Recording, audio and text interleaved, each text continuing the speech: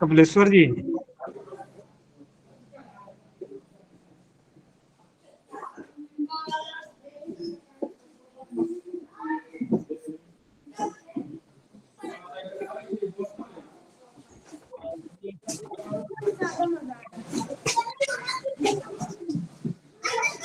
चालू है कि आओ।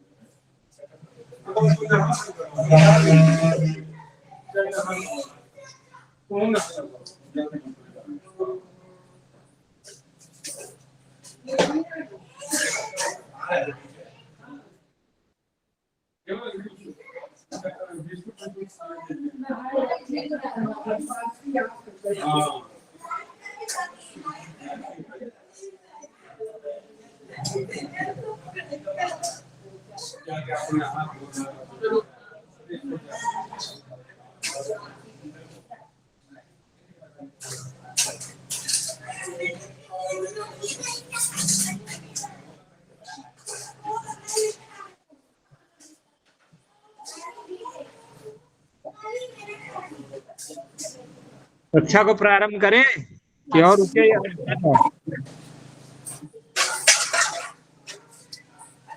प्रारंभ कर दीजिए, समय हो गया है यार। प्रदीप भैया 2 मिनट रुकिए थोड़ा। हाँ।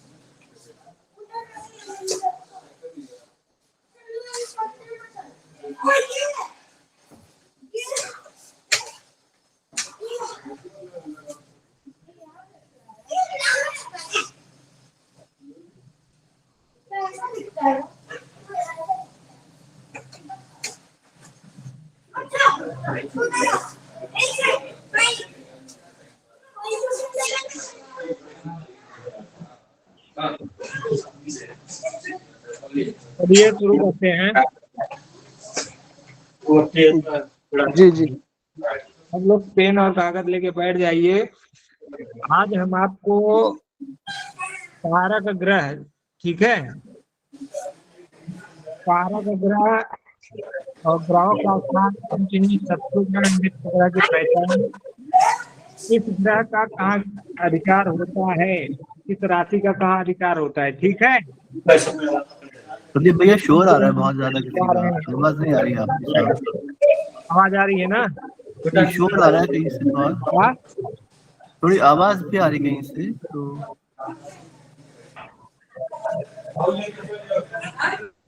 अभी आवाज आ रही है? हाँ अभी बढ़िया हो गई है थोड़ा। हाँ, गुरुदेव का माइक चालू था। अच्छा अच्छा ठीक। आप लोग सबसे पहले लिखिए ग्रहों का स्थान, उच्च और नीच, कौन से जगह पे कौन से ग्रह उच्च के हो जाते हैं, कौन से जगह पे नीच के रहते हैं, किस राशि में। ठीक है,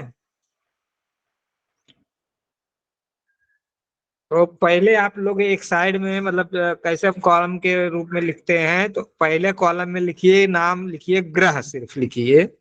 दूसरे कॉलम बनाइए, उसमें लिखिए उच्च। तीसरे कॉलम में लिखिए नीच, या तो कॉलम बनाइए नहीं तो ऐसा थोड़ा स्थान छोड़ छोड़ के लिखिएगा। ठीक है, एक जगह लिखिए ग्रह। ग्रह में प्रथम लिखिए सूर्य।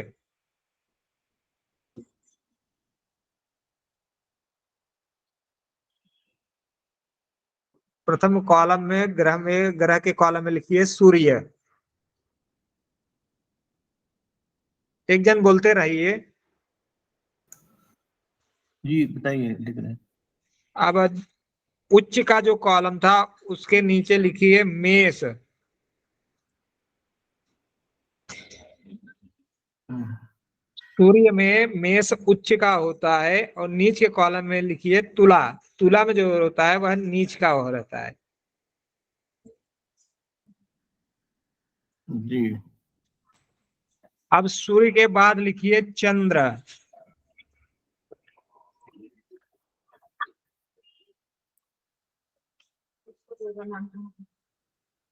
चंद्र में उच्च कहाँ पर रहता है, वृषभ राशि में उच्च का रहता है, और वृश्चिक राशि में नीच का हो जाता है। वृषभ राशि कौन सी है, दूसरी राशि वृषभ राशि होती है। ठीक है, और वृश्चिक में नीच का, यानी अपने से 8वीं राशि में नीच का हो जाता है।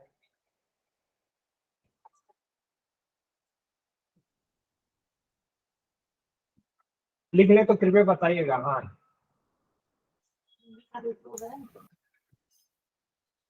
लिखे।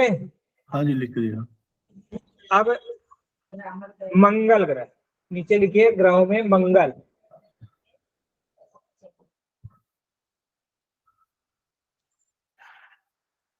मंगल जो होता है वह मकर राशि में जो होता है उच्च का होता है, और कर्क में जो होता है नीच का होता है।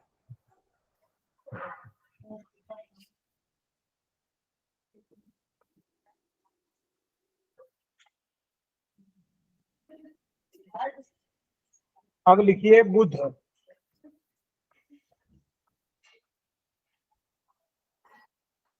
बुध ग्रह जो है कन्या में उच्च का हो जाता है,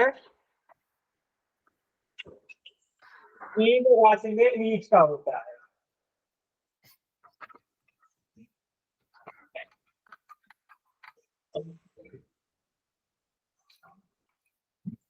कृपया लिखने के बाद बताएं।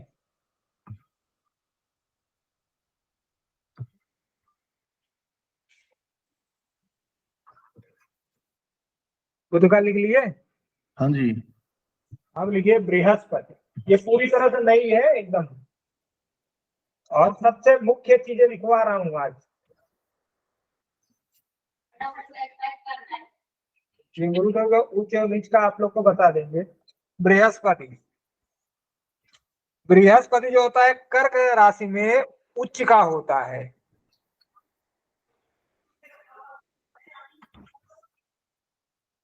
ठीक है, और मकर राशि में नीच का होता है। कर्क में उच्च, मकर में नीच।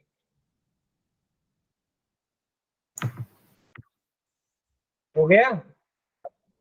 जी कौन सा था, बृहस्पति। बृहस्पति के बाद आता है शनि। शुक्र का नहीं है, शुक्र सभी राशि में अच्छे रहते। शनि, शनि जो होता है तुला राशि में उच्च का होता है।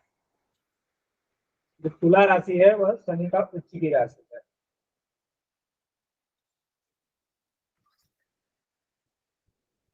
और मेष राशि, मेष यानी प्रथम जो राशि है वह स्वयं सूर्य जो होता है नीच का रहता है।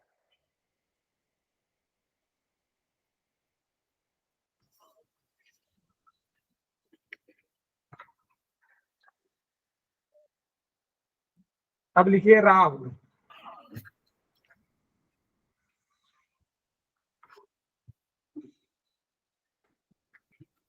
राहु, ठीक है। राहु और जो केतु होते हैं इनको छाया ग्रह कहा गया है, लेकिन ये अपना प्रभाव छोड़ते नहीं है, डालते ही रहते हैं। कहीं कहीं इसको शनिमत राहु कुजवत केतु की भी संज्ञा दी गई है, यानी शनि के। अब राहु की आप लोग लिखिए, राहु वृषभ राशि में जो होते हैं उच्च के होते हैं। राहु जो होता है वृषभ राशि में उच्च का होता है।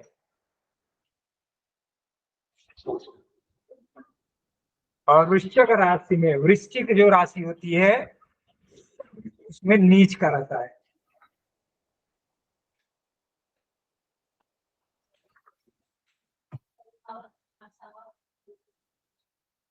लिखिए राहु की। जी लिख दिया। हाँ, हाँ जी नोट कर लिया। अब लिखिए केतु।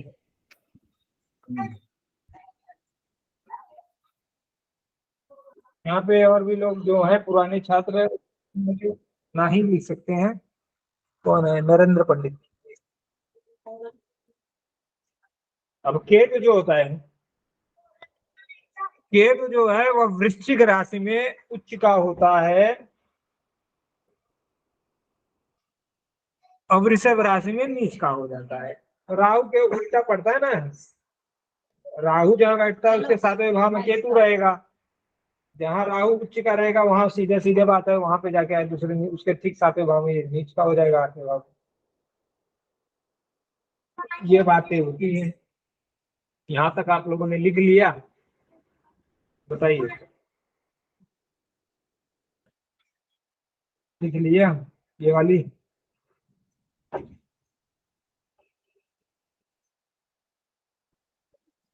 हो जाए इसको बताइए।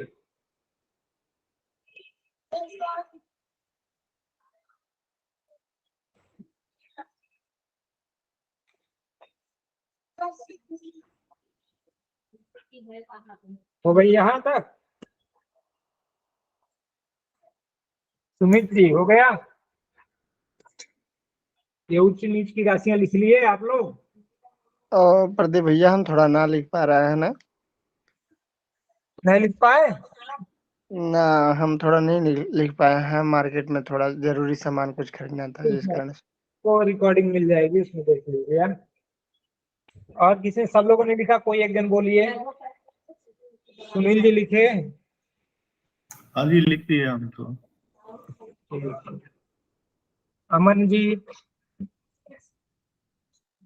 आगे बढ़े।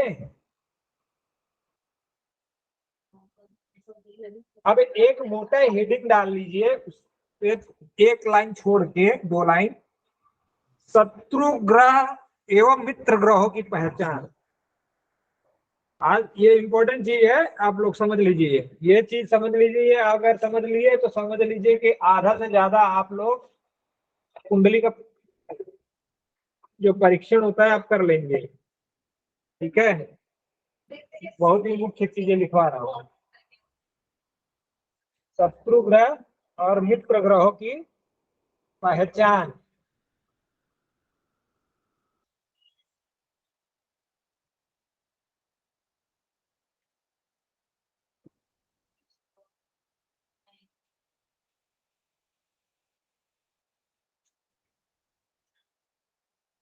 तीन कॉलम बनाइए, एक कॉलम पतला रहेगा, दोनों कॉलम बड़े बड़े रहेंगे। ठीक है, एक कॉलम पतला रहेगा उसमें आप लिखिए ग्रह, दूसरे कॉलम में लिखिए शत्रु ग्रह, तीसरे कॉलम में लिखिए मित्र ग्रह। ठीक है,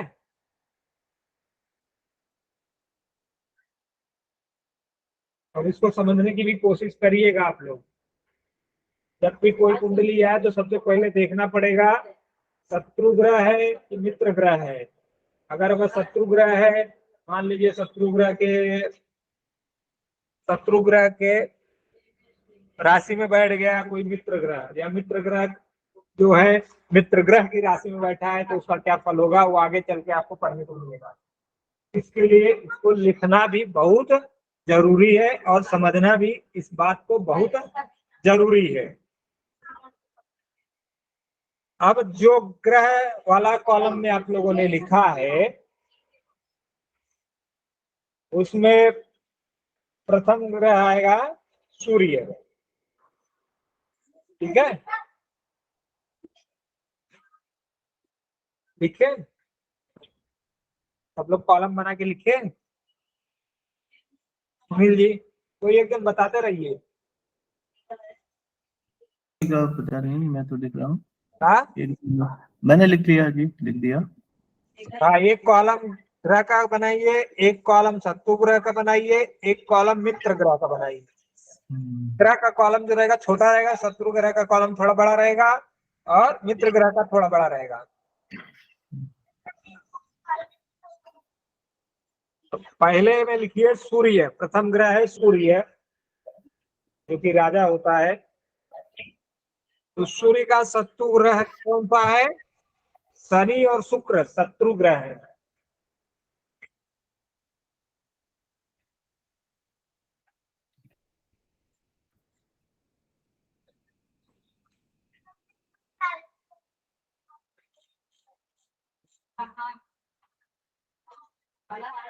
शनि और शुक्र शत्रु ग्रह है। मित्र ग्रह में लिखिए चंद्रमा,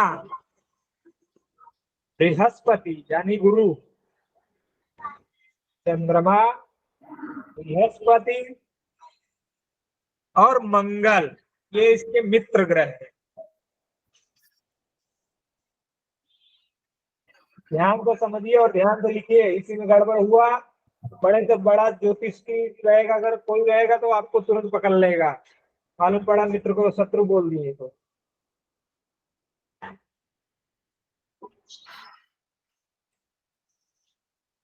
सूर्य के शत्रु ग्रह लिखिए शनि शुक्र, मित्र ग्रह है इसके चंद्रमा, गुरु और मंगल, लिखे। अब सूर्य के बाद आता है चंद्र, सूर्य के बाद आता है चंद्र।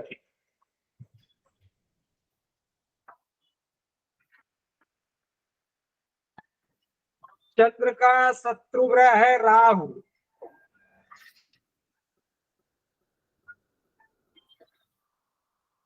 चंद्र का शत्रु ग्रह है राहु।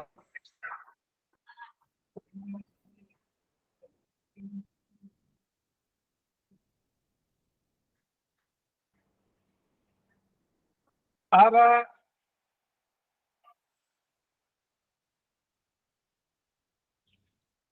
मित्र ग्रह में लिखिए चंद्र का आगे सूर्य और बुध मित्र ग्रह है, चंद्र के सूर्य और बुध मित्र ग्रह।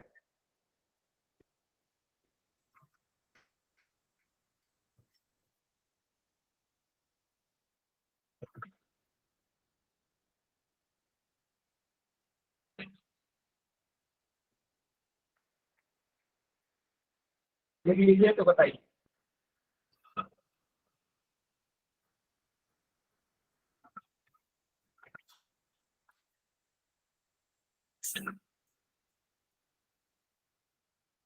चंद्र के बाद फिर कौन सा ग्रह आता है? तो एक दिन बताइए।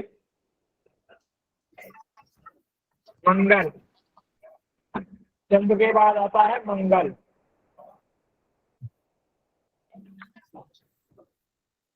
मंगल का मित्र ग्रह कौन है? बुध और केतु।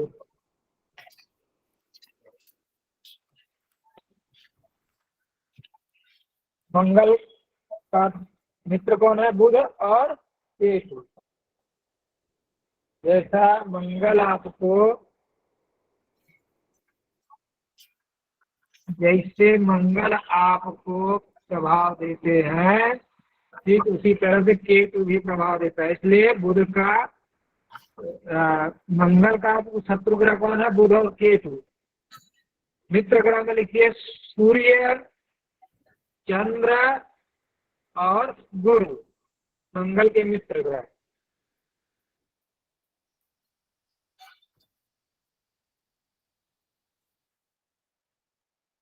लिखे?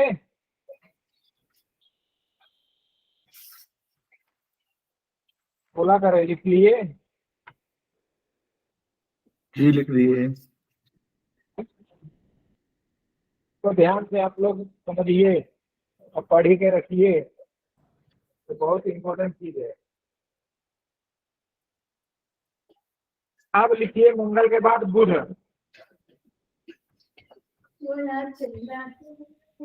ग्रहों में लिखिए मंगल के बाद बुध। बुध का शत्रु ग्रह चंद्र। देखिए चंद्र जो है वो बुध को अपना मित्र मानता है। तो चंद्रमा जो है बुध को अपना मित्र मानता है, लेकिन बुध जो होता है वो चंद्रमा को अपना मित्र नहीं मानता। ठीक है, वह उसका बुध का ग्रह का शत्रु ग्रह कौन है? चंद्र है। और मित्र ग्रह कौन से है? सूर्य। मित्र ग्रह में देखिए सूर्य, चंद्र, सूर्य लिखे, राहु और शुक्र बुध के मित्र ग्रह।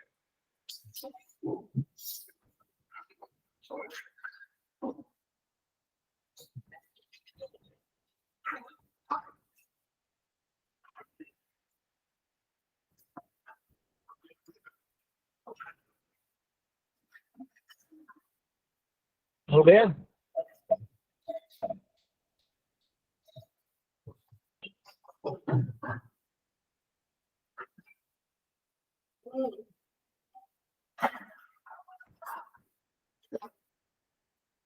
हो गया?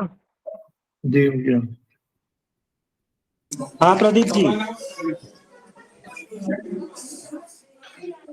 बोलिए। अब गुरु का लिखिए। गुरु का शत्रु ग्रह होता है शुक्र और बुध।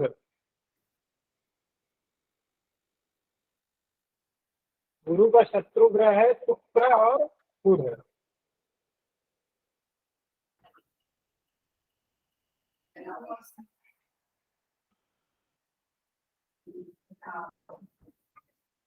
गुरु का शत्रु ग्रह है शुक्र और बुध। मित्र ग्रह है सूर्य, चंद्र, चंद्रमा और मंगल। तो बृहस्पति के मित्र ग्रह है।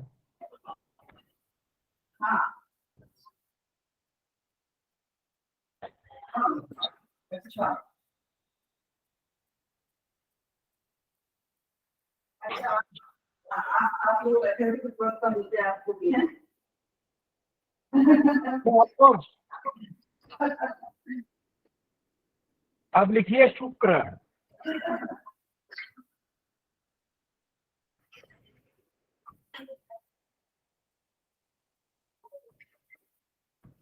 शुक्र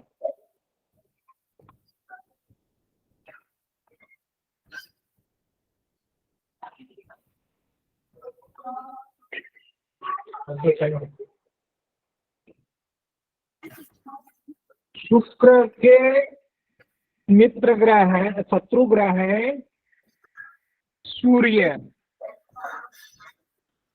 राहु, चंद्रमा।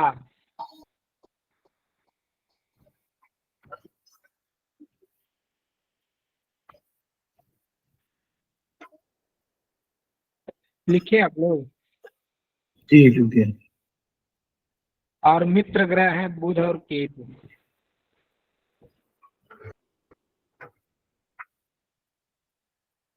मित्र ग्रह है बुध और केतु। अब लिखिए शनि।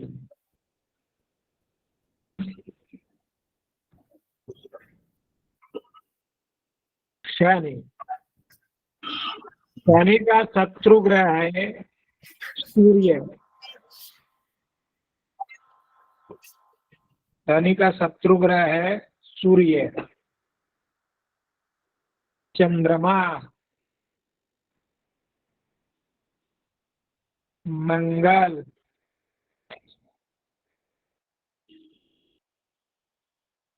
सूर्य, चंद्रमा, मंगल ये शत्रु ग्रह है।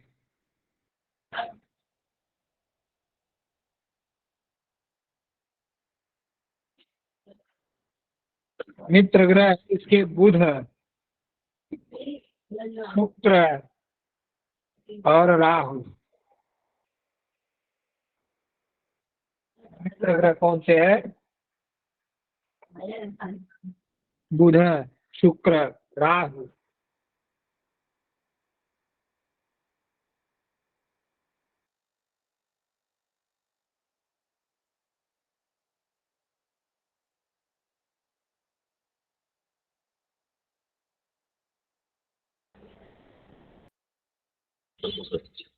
लिखिए आप लोग।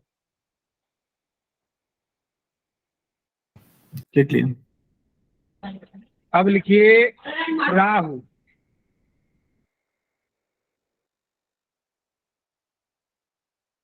राहु के मित्र शत्रु ग्रह है सूर्य, शुक्र, मंगल। सूर्य, शुक्र, मंगल।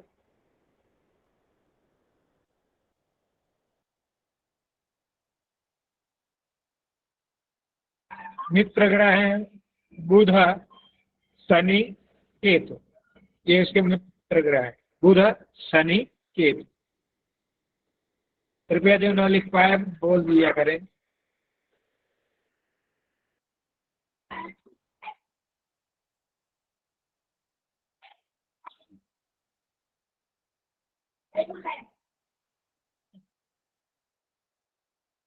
अब लिखिए केतु।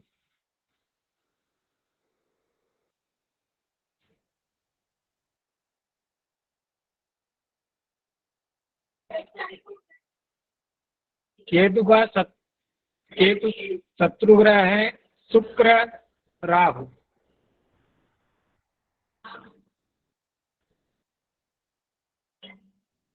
शुक्र, राहु। अब मित्र ग्रह है चंद्र, मंगल, केतु के हैं।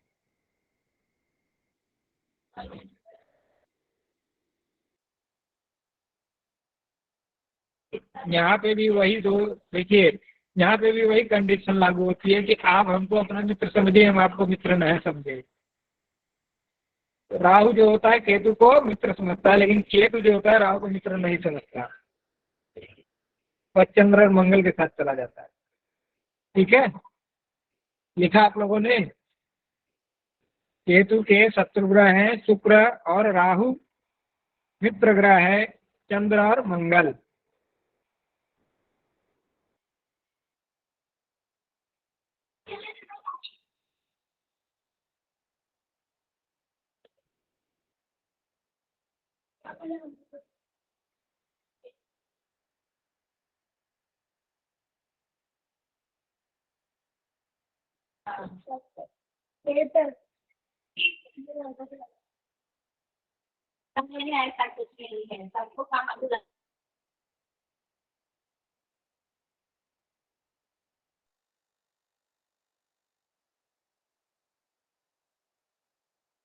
लिखिए आप लोग भैया। हेलो, हरिओम। लिखा आप लोगों ने?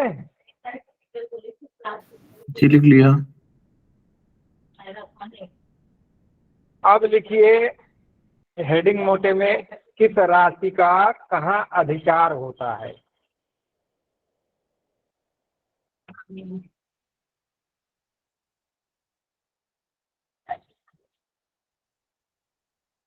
किस राशि का कहाँ अधिकार होता है? शारीरिक तौर पे आप लोगों को यदि कोई पीड़ा होती है किसी को, तो आप समझ सकते हैं कि कौन सा ग्रह पीड़ित है, कौन सा नहीं, और कौन सी आपको पीड़ा पहुंचा रही है। ठीक है, उससे आपको समझ में आएगा किस राशि का कहाँ पर अधिकार होता है।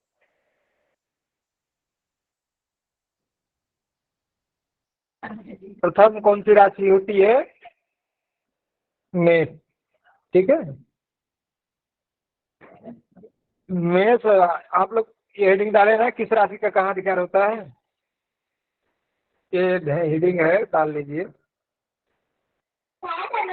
प्रथम लिखिए मेष राशि।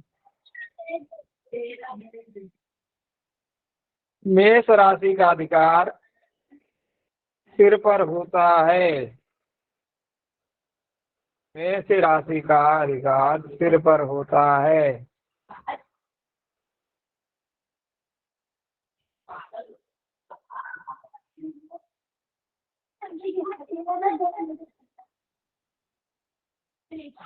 वृष, वृष राशि का अधिकार मुख पर होता है।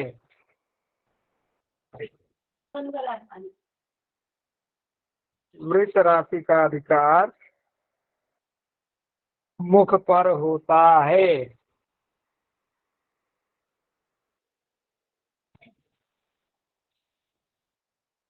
मिथुन,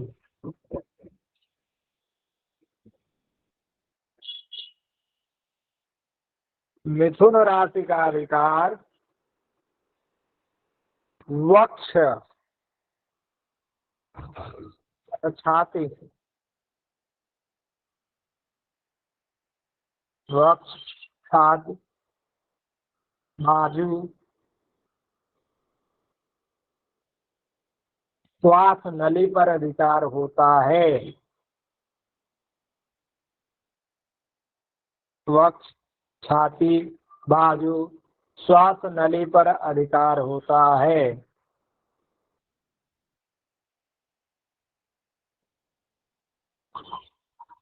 अगली राशि कर्क।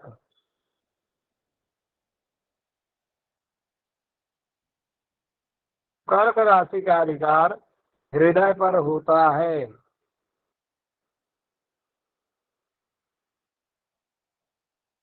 कर्क राशि का अधिकार हृदय पर होता है।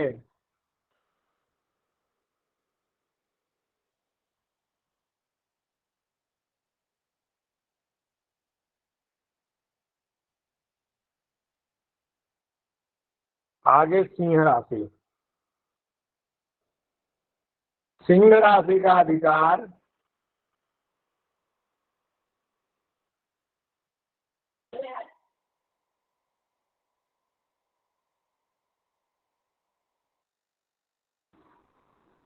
सिंह राशि का अधिकार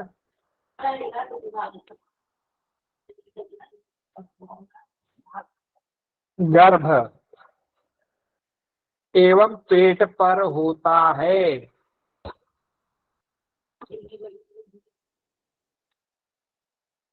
गर्भ एवं पेट पर होता है।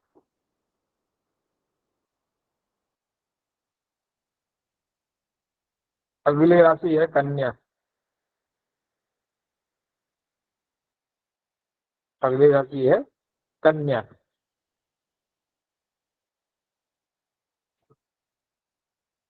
कन्या का अधिकार, कन्या राशि का अधिकार कमर पर होता है। कन्या राशि का अधिकार कमर पर होता है।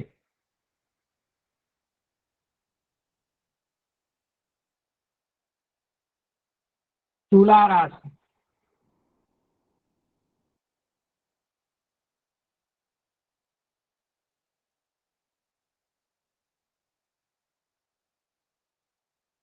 तुला राशि का अधिकार मूत्र अंग पर होता है। तुला राशि का अधिकार मूत्र अंग पर होता है।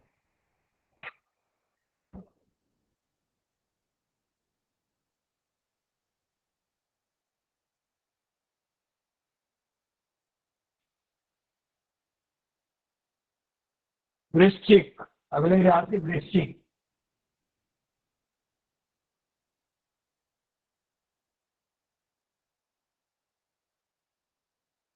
वृश्चिक राशि का अधिकार लिंग एवं बुधा पर होता है। वृश्चिक राशि का अधिकार लिंग एवं बुधा पर होता है।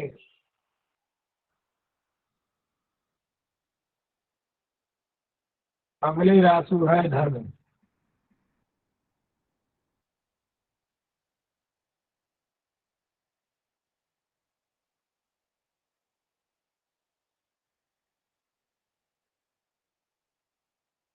अगली राशि है धर्म। धर्म का अधिकार कमर और जांघ, नितंब, कमर, जांघ और नितंब पर होता है।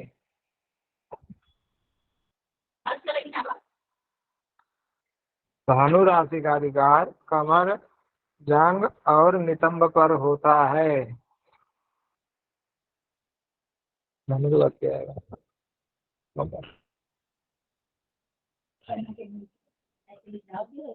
लिखा आप लोगों ने?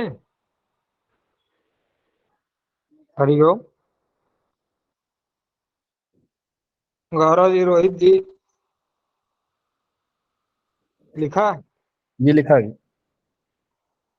हाँ। अब अगली राशि है मकर।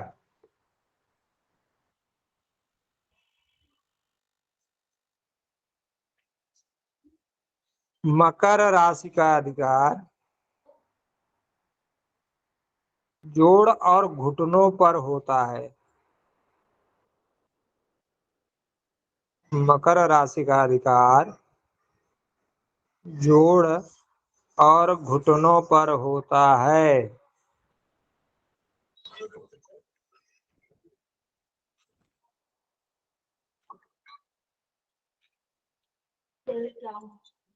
अगली राशि है कुंभ।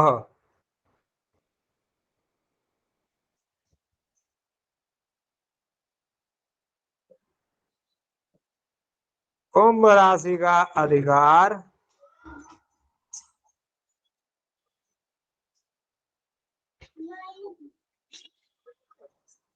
पिंडलियों पर होता है। कुंभ राशि का अधिकार पिंडलियों पर होता है। अगली राशि है मीन।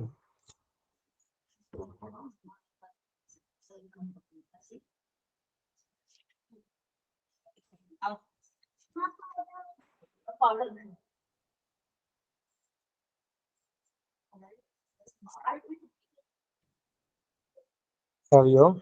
लिखा आप लोगों ने? अगली राशि है मीन, अंतिम राशि है। मीन राशि का अधिकार पैरों पर होता है।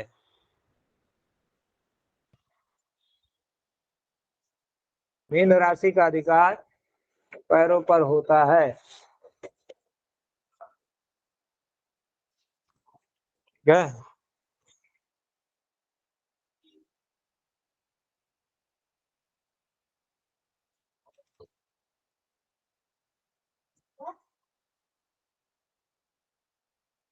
बोलिए गौरव जी। ये धनु राशि भी कमर है और कन्या राशि भी कमर है। धनु राशि और कन्या राशि कमर है। और तो भी अंतर कैसे किया जाएगा इसको?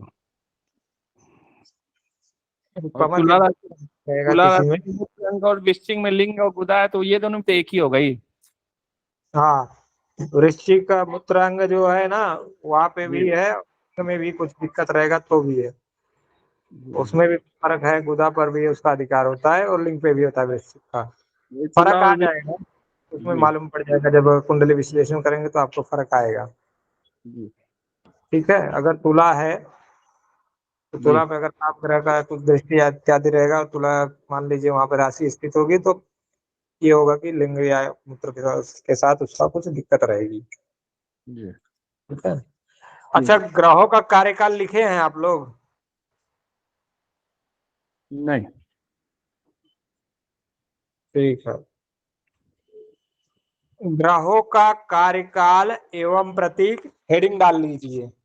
देखिए ये जो चीज है ना, ये छोटी छोटी चीजें हैं, ये बहुत ही महत्वपूर्ण है।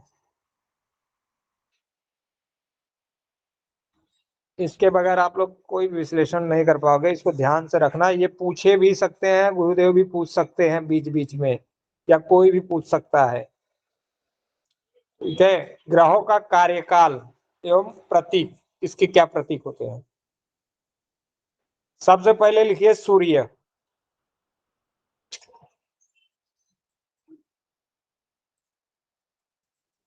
ठीक है, सूर्य थोड़े से दूरी पे लिखिए। सूर्य का कार्यकाल कितना होता है, 1 माह 1 राशि में, यानी 30 दिन 1 राशि में सूर्य स्थित होता है। 1 माह 1 राशि। आगे थोड़ा सा दूरी पे प्रतीक किसका है, सूर्य किसका प्रतीक होता है, आत्मा का। तो प्रतीक लिख के ऊपर नीचे आत्मा लिखिए, मतलब जो कार्यकाल है कार्यकाल में लिखिए, प्रतीक का प्रतीक लिखिए, और ग्रह का ग्रह में लिखिए। ठीक है, ग्रह लिखिए, आगे नीचे उसके लिखिए सूर्य, कार्यकाल हेडिंग आगे लिखिए, उसके नीचे लिखिए 1 माह 1 राशि में, प्रतीक है आत्मा का।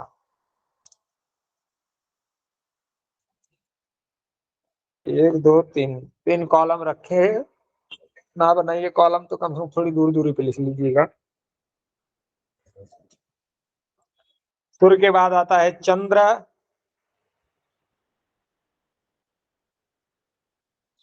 सूर्य का कार्यकाल कितना हुआ, 1 माह 1 राशि में। प्रतीक क्या है, आत्मा का प्रतीक होता है। ठीक है, फिर सूर्य के बाद लिखिए चंद्र।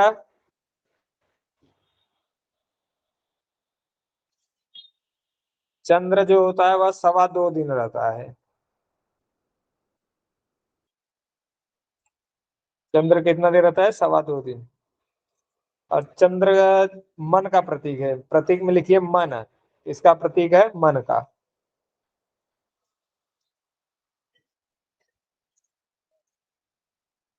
चंद्र के बाद लिखिए मंगल।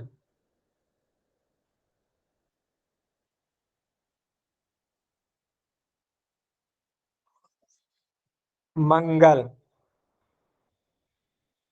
मंगल का कार्यकाल कितना दिन है, 45 दिन।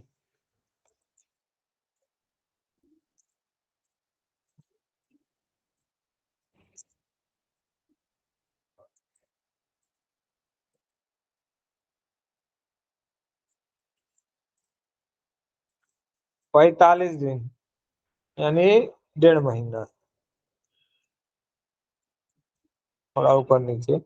मंगल 45 दिन, और किसका प्रतीक है, पराक्रम का। किसका प्रतीक है, पराक्रम का। मंगल के बाद लिखिए बुध।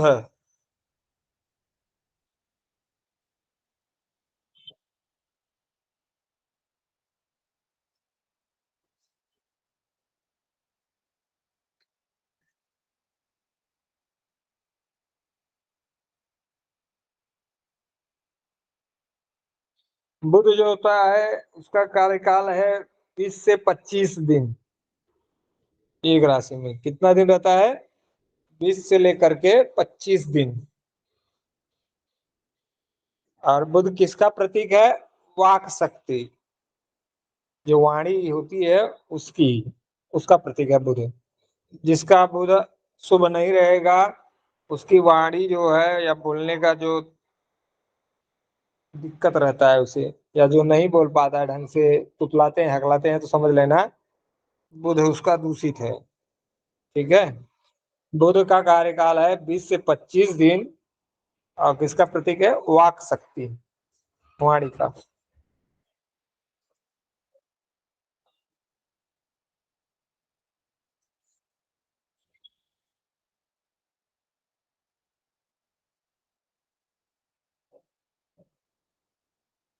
आगे का लिखिए गुरु।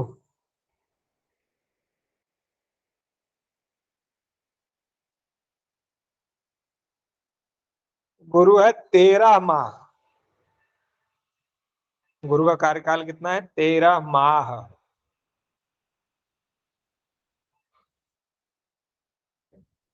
एक साल 1 महीना। गुरु किसका प्रतीक होता है? ज्ञान का। गुरु किसका प्रतीक है? ज्ञान। 13 माह ज्ञान का।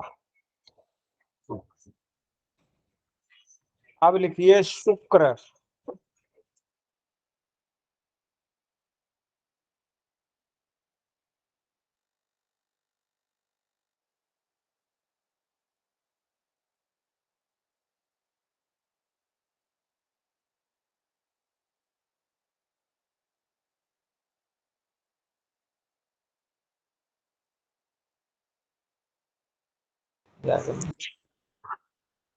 ठीक है, क्या हुआ वो सॉक्स शुक्र।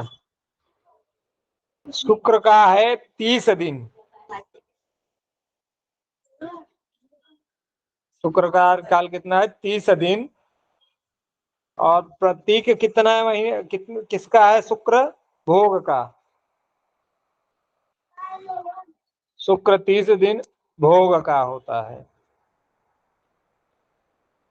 जिसका शुक्र उच्च का होगा, अच्छा होगा, उसको सारी सुख और सुविधाएं मिलेगी। शुक्र जो होता है उसका जो होता है कार्यकाल 30 दिन का होता है। प्रतीक होता है भोग का। ठीक है, अब लिखते हैं आगे शनि।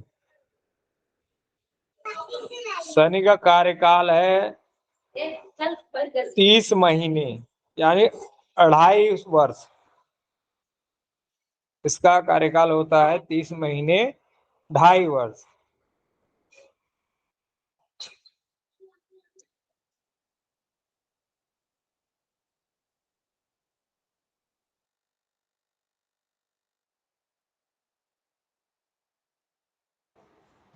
लिखे, शनि का कार्यकाल होता है 30 महीने अर्थात 2.5 साल। और किसका प्रतीक है? दुख का। दुख का प्रतीक होता है शनि। अब लिखिए राहु। राहु 18 महीने और केतु फिर उसके नीचे लिखिए 18 महीने।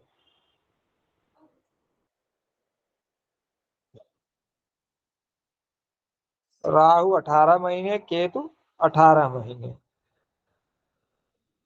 सुनील भैया रिकॉर्डिंग बंद कर दीजिए। ओके जी। हो गया है।